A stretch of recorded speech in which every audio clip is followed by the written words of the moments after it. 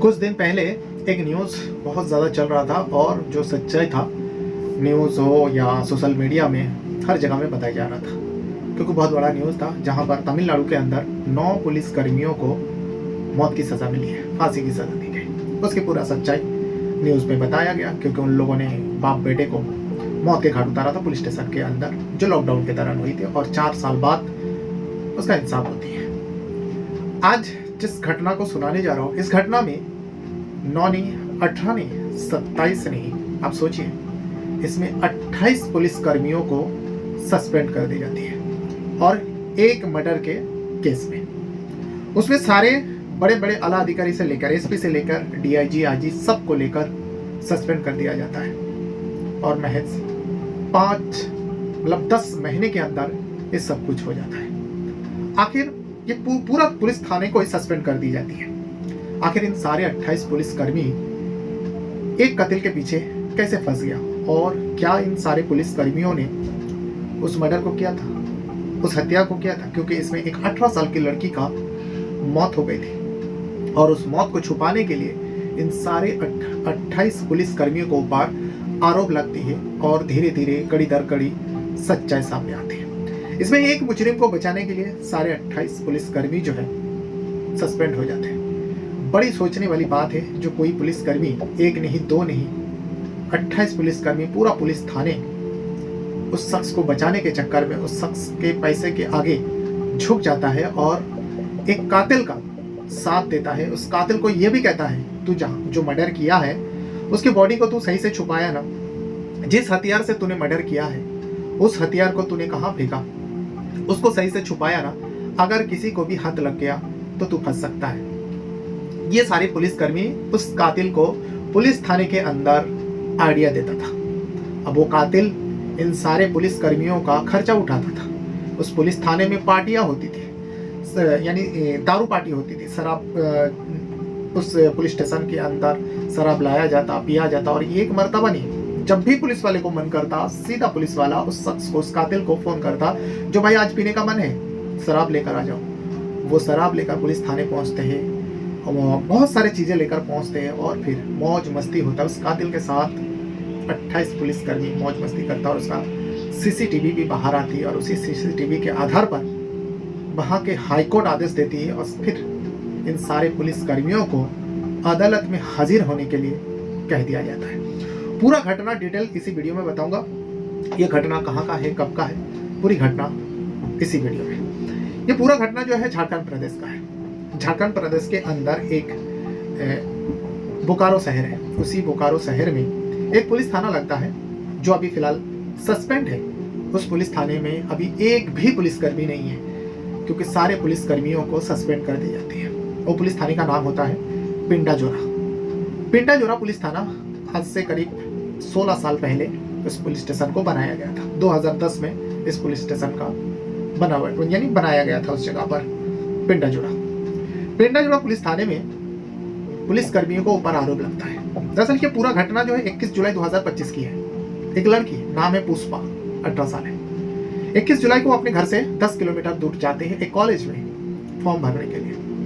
वो कॉलेज में admission form जो होता है उसे भरने के लिए घर वाले को कहकर जाते हैं और 10 किलोमीटर दूर घर से होता है, वहाँ जाते हैं, लेकिन वो कभी लौट कर आया ही नहीं। देर हो जाती है, देर शाम हो जाती, तब माँ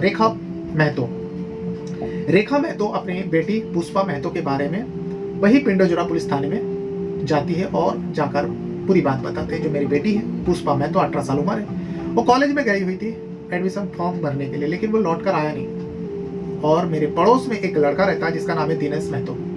दिनेश महतो भी घर से गायब है। तो हमें शक है दिनेश महतो ने मेरी बेटी के साथ कुछ किया है और मेरी बेटी को कहीं पे वो गायब किया है, यानी उसका किडनैपिंग का केस दर्ज कराने गई थी। पिंडाजोरा पुलिस थाने रेखा महतो का पूरी बात सुनकर कहते हैं, ठीक है, हमने सुन लिया, आपने कह दिया, आप यहाँ से जाओ।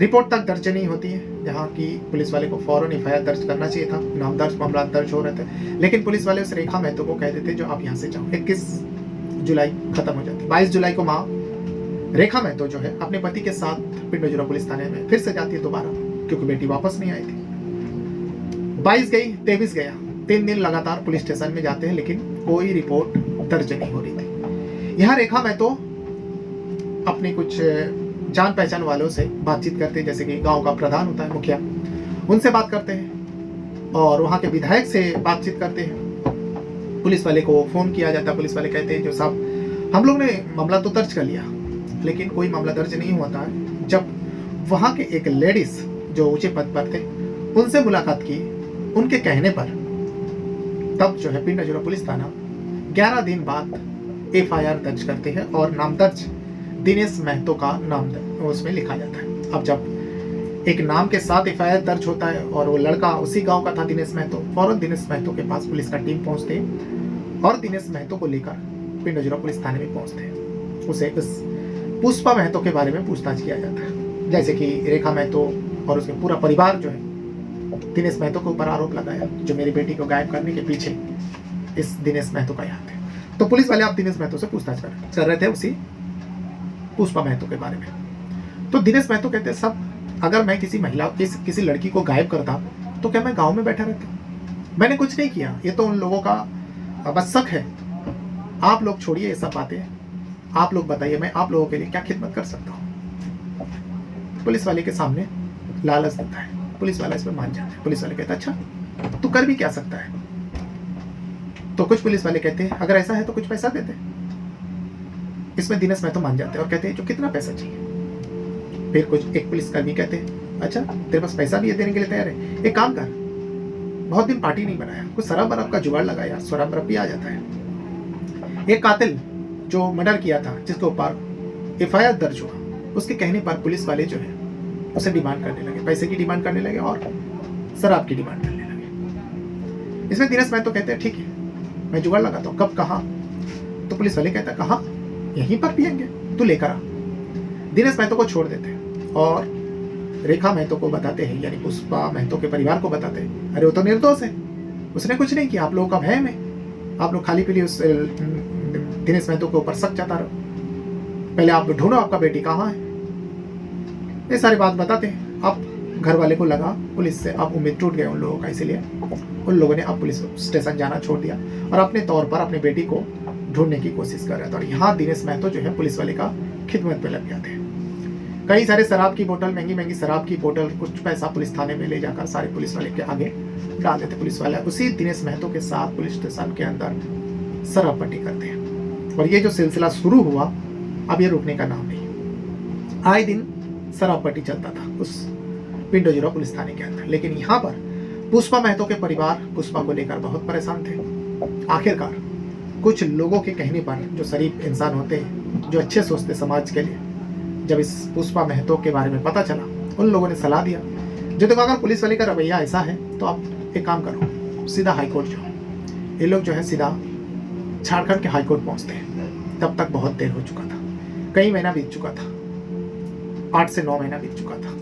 तब जाकर झारखंड के हाईकोर्ट पे जब पहुंचते पुष्पा के बारे में बताया जाता है। हाईकोर्ट फौरन एक आदेश जारी करता है। आदेश जारी करने के बाद उसी पिंड अजोरा पुलिस थाने के पुलिसकर्मी के ऊपर दबाव बनते हैं और एक SIT, नई तरीके से SIT बनते हैं, यानी स्पेशल इन्वेस्टिगेशन टीम, उसी पुष्पा महतो के गायब होने पर। जैसे ही पुष्पा महतो के गायब होने को लेकर 9 महीने के बाद एक SIT बनती है। 9 तारीख को ये SIT बनती है, 9 अप्रैल। और आपको जानकर हैरानी होगी 11 अप्रैल को दिनेश महतो को स्पेशल इन्वेस्टिगेशन टीम जो है हिरासत में ले लेते हैं। और आपको यह भी जानकर हैरानी होगी उसी दिन 11 तारीख को ही, 11 अप्रैल को ही दिनेश पुलिस वाले के सामने सच्चाई उगल देता है। दिनेश कहता है हाँ आप पुष्पा महतो इस दुनिया में नहीं है, वो तो 21 जुलाई को मैंने उसको मार डाला था, उसकी बॉडी मैंने झाड़ियों में फेंक दिया था। अब उस जगह पर लेकर जाता है स्पेशल इन्वेस्टिगेशन टीम को। वहाँ पर जाते हैं, बाकायदा पुलिस वाले जो है ड्रोन के जरिए उस जगह को रिकॉर्ड कर रहे थे। 9 महीना बाद दिनेश महतो उस जगह पर लेकर जाते हैं।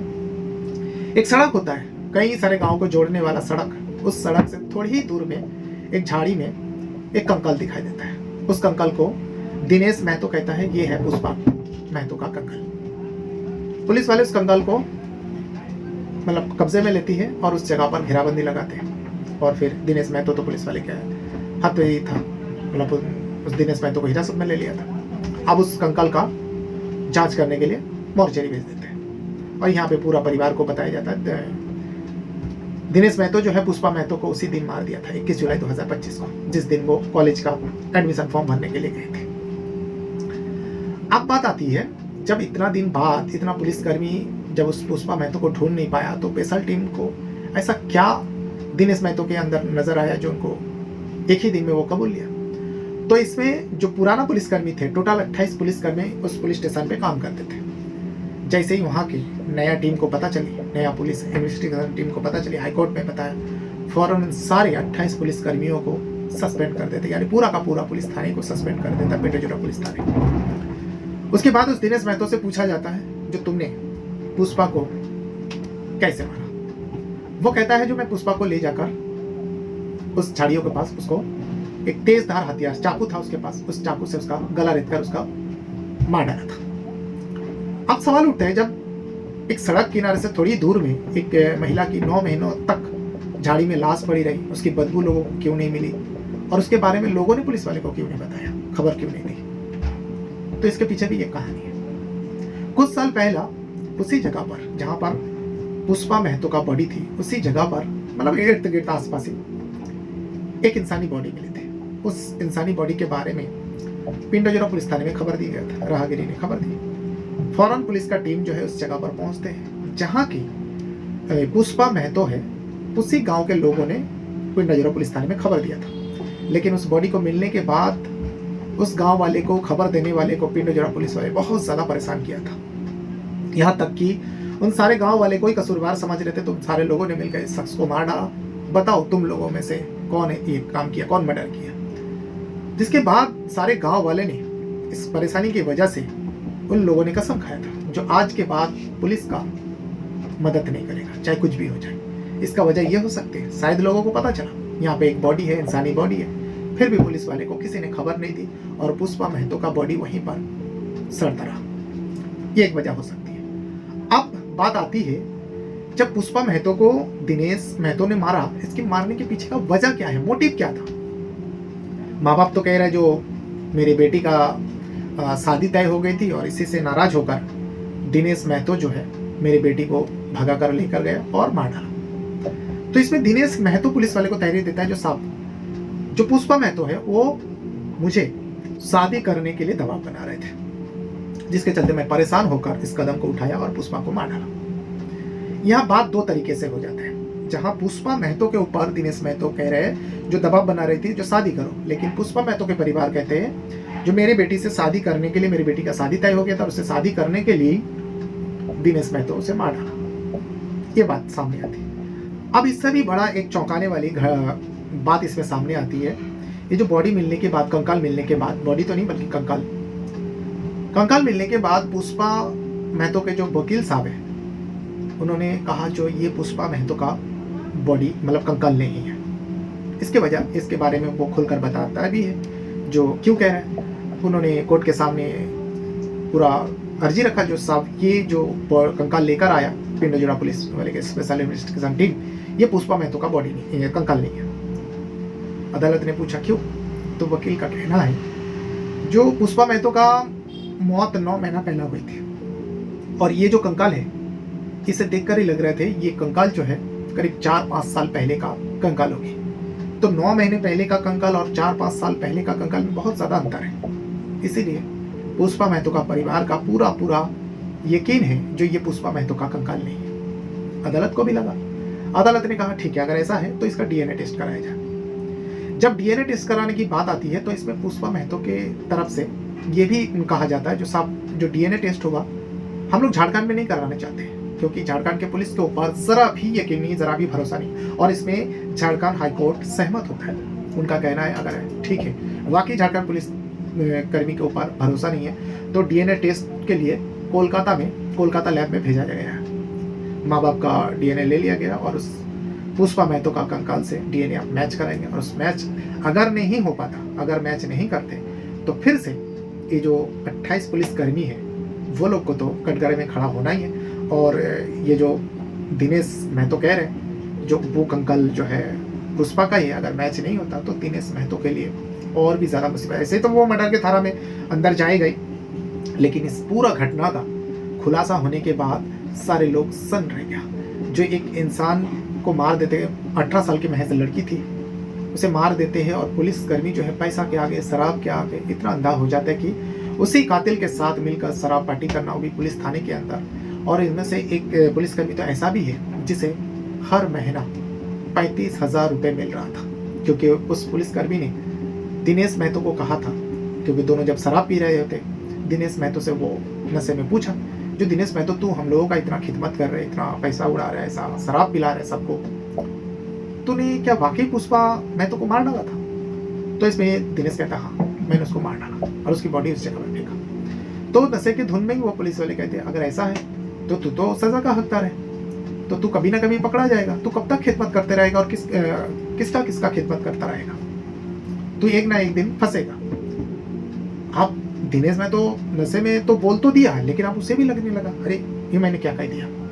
दिनेश में तो उस पुलिसकर्मी को कहते हैं ठीक है, इस राज को छुपाए रखना, इस राज को छुपाने के लिए तुम्हें मैं अलग से हर महीना 35,000 रुपये दूंगा। वो पुलिस वाले कहते हैं ठीक है, ये राज राजी रहेगा, लेकिन हर महीना तुझे 35,000 रुपये देना पड़ेगा। और वो दिनेश महतो देता रहा। दिनेश महतो इसमें कई लाख रुपए पुलिसकर्मियों को पीछे बर्बाद कर रहा था, उड़ा रहा था। और सारे पुलिसकर्मी ये सब कुछ जानते हुए भी एक कातिल के साथ पुलिस स्टेशन के अंदर शराब पट्टी करता रहा। ये सारे उस पुलिस स्टेशन के अंदर, पिंडोजरा पुलिस थाने के अंदर सीसीटीवी कैमरे में कैद हुई, और उस सीसीटीवी कैमरे में सब कुछ अब झारखंड के हाईकोर्ट के सामने मौजूद है। इसीलिए झारखंड के जो हाईकोर्ट है वहाँ से आधे साथ ये सारे पुलिसकर्मियों को सस्पेंड तो नाम का किया गया। इसमें जो एसपी लेवल के लोग हैं, डीआईजी है, आईजी है, उन लोगों को ट्रांसफ़र कर देते, अलग अलग जगहों में पोस्ट कर देते, लेकिन नाम का सिर्फ सस्पेंड है। सस्पेंड वही है जो छोटे पद पर थे। तो ये वो पूरा घटना है। क्या वाकई उस कंकाल जो मिली है वो पुष्पा महतो का है? इसमें दो लोगों का बयान सामने आती है। एक तो पुष्पा महतो के परिवार के वकील, उनका कहना है साफ साफ ये कंकाल पुष्पा का नहीं, और फिर पुलिस वाले इस जो जांच कर रहे स्पेशल इन्वेस्टिगेशन टीम का एसपी, उनका भी कहना है ये पूरा जांच पड़ताल होने के बाद ही साफ हो पाएगा जो कंकाल मिली है वो पुष्पा की है क्या नहीं है, क्या दिनेश झूठ बोल रहा है, इसमें कौन कौन शामिल है, ये सारी बात वो दोनों वीडियो में आपको बैक टू बैक छोड़कर जाऊंगा। और इस वीडियो के बारे में आपको जो कुछ भी राय है इस घटना के बारे में कमेंट बॉक्स में अपना राय जरूर दीजिएगा। अपने साथ साथ अपना परिवार का भी बहुत ज़्यादा ख्याल रखिएगा। बहुत बहुत धन्यवाद करता हूँ। Thank you very much. कंकाल बरामद हुआ है वो स्ट्रेटजी पुष्पा कुमारी का नहीं है। इसके पीछे हम रीज़न भी देते हैं, क्योंकि कंकाल का जो इमेजेस आई है मीडिया में या फिर बाहर जो आई, हमने कोर्ट में उसको पेश भी किया था, उस कंकाल को देखकर लगता है कि वो जो कंकाल है वो करीबन 3 से 4 साल पुराना है, और इसकी मृत्यु जैसे ये लोग क्लेम कर रहे हैं 21 जुलाई को ही हो गई है। तो 7-8 महीने में कंकाल इतना पुराना नहीं दिख सकता। और दूसरा ये बात है कि कंकाल जिस एरिया में बरामद हुआ है वहाँ छोटी सी एक रास्ता जाता है, तो वहाँ पे लोगों का आना जाना हमेशा लगा रहता है। और ये बात बहुत ही कहने लायक होगी कि अगर वहाँ पे अगर कोई शव पड़ा हुआ और किसी को भनक तक नहीं है, तो हमने ये बोल के ऑब्जेक्शन रेज किया था कोर्ट में। कोर्ट ने इस बात को माना भी, और फिर आज स्टेट से पूछा कोर्ट ने कि आप किस बेसिस पे कह रहे हैं कि ये कंकाल पुष्पा कुमारी का ही है। इस कांड के अनुसंधान में बहुत सारी चीज़ें आई, बहुत सारे पहलू आए। आप भी जानते हैं हाईकोर्ट भी इसको मॉनिटर कर रहा था, और इसमें उनके द्वारा लगातार कई दिशा निर्देश दिए जा रहे थे इसके त्वरित उद्भेदन हेतु। हम लोग भी अपनी तरफ से हर तरीके का संभव प्रयास कर रहे थे, बट ऑफ लेट जो है जब अनुसंधान को हमने देखा, बहुत नज़दीकी तरीके से देखा उसको, और जैसे जैसे उसका उद्भेदन की ओर बढ़े, तो जो पूर्व के इसमें इन्वॉल्व लोग थे, जो चाहे थाना प्रभारी हो, चाहे आईओ हो, और भी जो एसआईटी के मेंबर्स थे, उनका जो इसमें जो होना चाहिए था, जिस तरह का उनका आचरण होना चाहिए था, जिस तरह से उनको अप्रोच करना चाहिए था, कहीं ना कहीं उसमें हमें सस्पिशियस एंगल्स कुछ ऐसा प्रतीत हुआ और संदेहास्पद उनका आचरण प्रतीत हुआ, जिसके कारण उनके विरुद्ध जो है अनुशासनिक कार्रवाई की जाएगी। आज ही सभी को सस्पेंशन ऑर्डर्स मिल जाएंगे।